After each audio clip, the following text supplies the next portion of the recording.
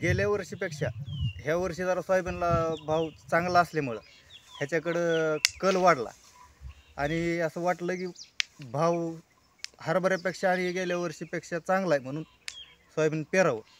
आणि 4-2 शेतकऱ्यांशी असा संपर्क ठेवला, विचारलं की बाबा करायचं आहे का, तुम्ही केलं आहे, तुमच्यातून ह्याच्यात काय मतामध्ये आहे असं विचारलं.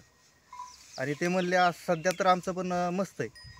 मग त्यातच बघून ही घेतली पेरणी.